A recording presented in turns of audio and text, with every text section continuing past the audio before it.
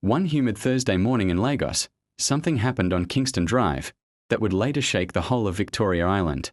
People still talk about that day, how a billionaire CEO driving a black Maybach brought traffic to a halt because of a woman everyone else crossed the road to avoid. Welcome to Folktales by Cynthia. If you enjoy meaningful stories, please like, comment, share, and subscribe. Let's begin. But to understand that moment, you must first know the man behind the tinted windows. Benjamin Carter was not an ordinary man. At 36, he was the CEO of Carter Holdings, one of the most powerful real estate companies in Lagos. He had built estates from Ikoyi to Lekki. He had towers standing over Marina. He had his name on the lips of bankers, politicians, and even those who pretended not to envy him. His wealth was old and new at the same time.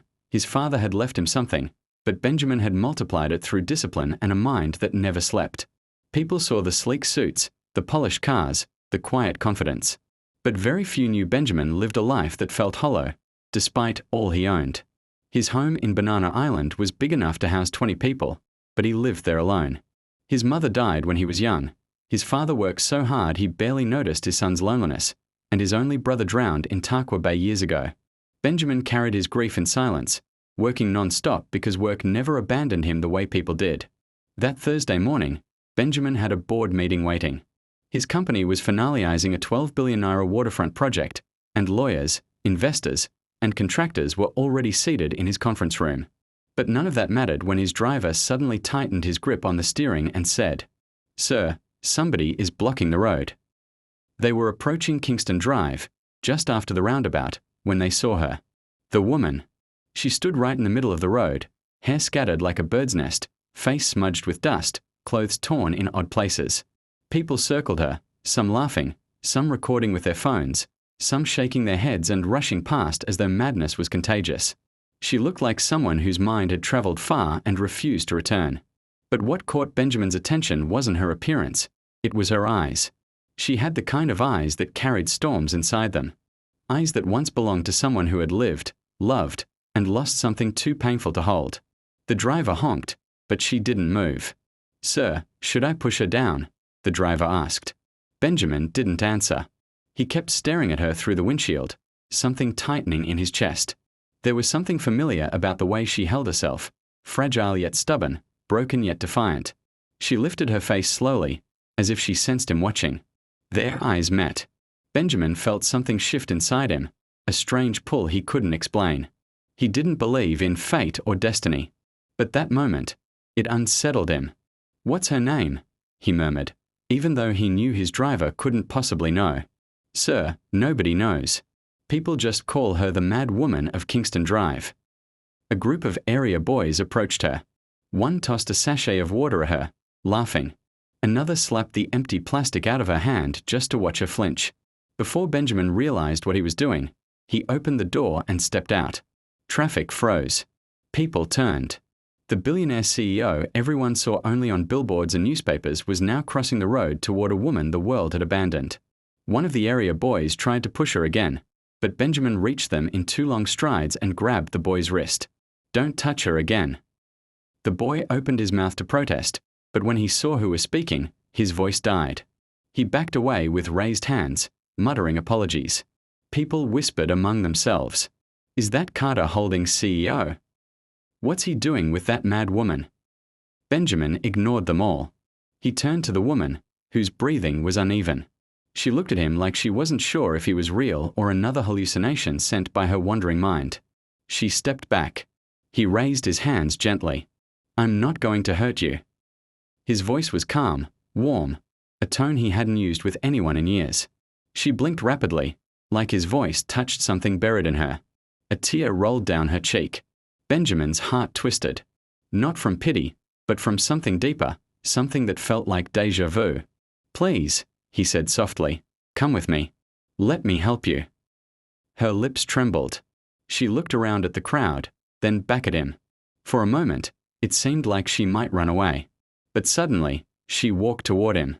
Silently, slowly, as though her feet recognized him even if her mind didn't. He removed his suit jacket and wrapped it around her shoulders. She clutched it with both hands, her fingers shaking. The murmurs rose louder. Benjamin guided her to the car. ignoring every stare, every phone camera, every whisper. When they entered the Maybach, she sat beside him, hugging the jacket like it was the only safe thing in the world. The driver stared at them in the rear mirror, confused. "Home," Benjamin said. The driver hesitated. "Banana Island, sir." "Yes." The car started moving. Benjamin kept glancing at the woman. She had pressed herself against the door, watching the world outside with the wary fear of someone who had seen too much and trusted too little. "What's your name?" he asked gently. She didn't answer, but after a long silence, she turned her face toward him, and in a cracked, trembling voice, she said one word: "Grace." Benjamin inhaled sharply. The ride to Banana Island felt longer than usual.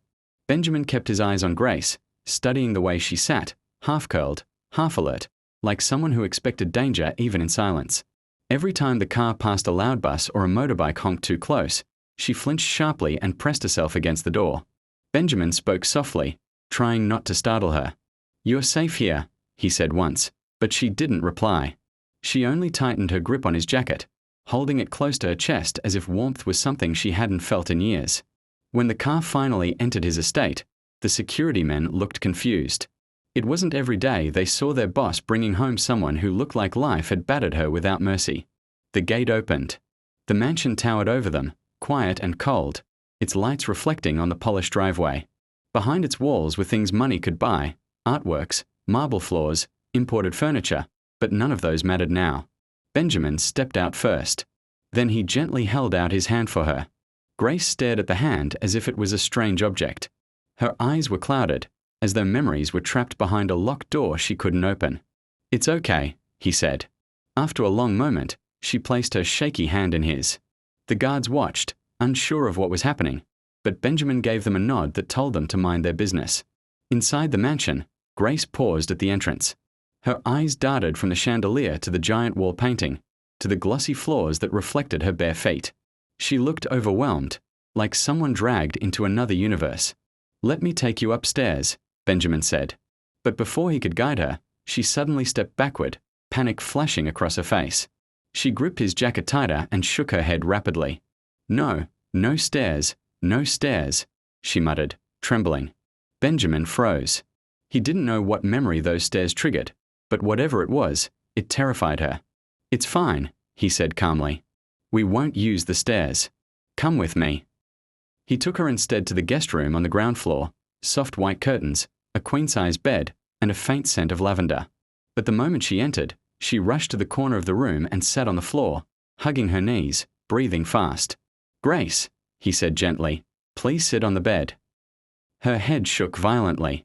"Don't lock the door," she whispered. "I won't," he promised. "The door stays open." Only then did she calm a little. Benjamin fetched a blanket and draped it over her shoulders. She clutched it like her life depended on it. He walked to the fridge, returned with a bottle of water, and placed it near her. She took it slowly, staring at his hand again before accepting. As she drank, the water spilled down her chin, but she didn't wipe it. She drank like someone who hadn't tasted water in days. Benjamin watched her with a tightness in his chest. Not pity, he hated pity, but something heavier. Something he wasn't ready to name. When she finished, she leaned her head against the wall and closed her eyes. Her breathing slowed. "Grace," he asked softly, "do you remember where you stay? Any family? Anyone I can call?" Her eyes opened. Empty. "I don't know," she whispered. "Do you remember how you ended up on Kingston Drive?" She shook her head. "What's the last thing you remember?" She touched her head slowly, confusion clouding her expression. Her fingers pressed against a faint scar near her hairline, something Benjamin hadn't noticed before. I remember screaming," she said in a soft, broken voice. "And a hand. Someone pushed me, then darkness." Benjamin's jaw tightened. This wasn't madness. This was trauma. Something terrible had happened to her, something someone wanted buried. Before he could speak again, she suddenly grabbed his wrist with surprising strength. "Don't let him find me," she said, eyes wide with fear. "Please, don't let him find me." Benjamin felt a chill run through him. "Who?" he asked. But she had already withdrawn into herself, shaking uncontrollably. That night, After she finally drifted into a restless sleep on the floor, Benjamin stepped out of the room and leaned against the corridor wall, running a hand through his hair. She wasn't a random homeless woman. Somebody broke her. Somebody wanted her forgotten. And now she was in his house, in his care. He didn't plan for any of this, yet something in him felt responsible, protective even. As if she had walked straight into a part of his life he didn't know was empty until she entered it. He called his head of security. "Tunde," he said quietly, "I need a full check on all incidents around Kingston Drive over the past 6 months. Missing persons, assault reports, CCTV footage, everything." "Yes, sir," Tunde replied, sensing the seriousness. And then, as Benjamin hung up, he didn't realize someone was watching him from the hallway. Grace. Her eyes half open, her body pressed against the doorframe. Silent. Lost. But staring at him with a strange mix of fear and trust. Benjamin met her gaze. "You're safe here," he said again. Her lips parted slightly, as if those words dug into her heart, slowly, painfully, but deeply. She walked back into the room, lay on the floor, pulled the blanket up, and curled into herself. Benjamin watched her for a moment before turning off the light, leaving only the hallway glow spilling softly into the room, because he promised he wouldn't close the door. Benjamin barely slept that night. Every time he shut his eyes, he saw Grace curled on the cold floor, clutching his jacket with trembling fingers. Something about her haunted him, something he couldn't explain and didn't want to ignore. At 6 a.m., he walked quietly to the guest room. The door was still open, just as she wanted. Grace was sitting upright now, staring at nothing, the blanket wrapped around her shoulders. The early Lagos sun filtered through the curtains and fell on her face, revealing features hidden beneath dirt and exhaustion, soft cheekbones, long lashes, a delicate jaw. She wasn't just beautiful. She looked like someone who once lived a completely different life. "Good morning," Benjamin said gently. Grace didn't answer, but she looked at him. That alone was progress. He placed a tray of food on the bedside table, plain toast, warm tea, and fruit. "I thought you might be hungry." She eyed the food like she wasn't sure it belonged to her. "You can eat," he said softly. Slowly, she reached for the toast. Her fingers trembled, but she took a bite. Then another. Soon she was eating like someone who hadn't been fed in days. Benjamin turned away to give her privacy, pretending to check messages on his phone while secretly watching her reflection in the glass frame on the wall. Her movements were small, fragile, controlled by fear. When she finished, he returned his gaze to her. "Grace," he began carefully, "I'd like a doctor to check you. Someone discreet, someone I trust." Instant panic. "No doctor," she said quickly, scooting back until her spine hit the wall. "Please, no hospital, no injections." Benjamin raised both hands. "No hospital. No injections. I promise." She breathed hard, clutching the blanket like armor. "It will just be a house call," he said. "A private doctor. No needles. Just talking." Her breathing slowed, but she didn't agree. She didn't disagree either. He took that as enough for now. At 10 a.m., Tunde, his head of security, arrived with updates. Benjamin stepped into his private study to speak with him. "Sir, we pulled CCTV from Kingston Drive," Tunde said. "But there is something strange." Benjamin leaned forward. "Go on." 3 weeks ago, she appeared out of nowhere, walking barefoot, clothes torn, no bag, nothing. And sir, she wasn't mad that first day. Benjamin's eyes snapped up. "What do you mean?"